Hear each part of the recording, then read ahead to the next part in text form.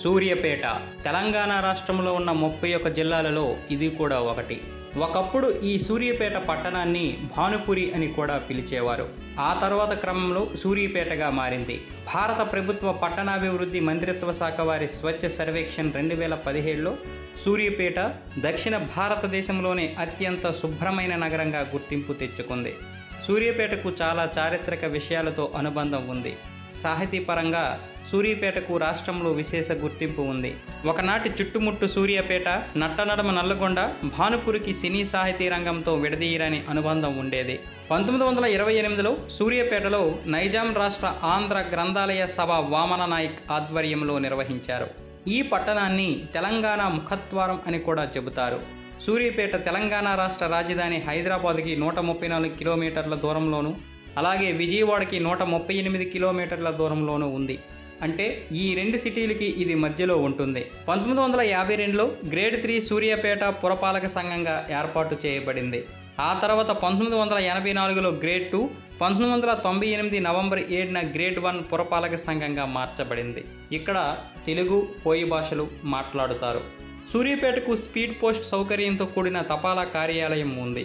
2011 భారత జనాభా లెక్కల ప్రకారం ఈ పట్టణ పరిధిలోని జనాభా 155,422 మంది.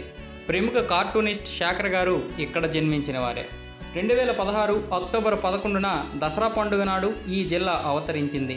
ఈ జిల్లాలో 2 రెవెన్యూ డివిజన్లు, 23 మండలాలు ఉన్నాయి. సూర్యాపేట జిల్లాలో 279 గ్రామాలు ఉండగా 10,99,560 మంది జనాభా ఉన్నారు. 1,416 చదరపు కిలోమీటర్ల విస్తీర్ణంలో ఈ జిల్లా ఉంది. రాష్ట్రంలోని ముఖ్యమైన మార్కెటింగ్ యార్డ్ సూర్యాపేటలో ఉంది.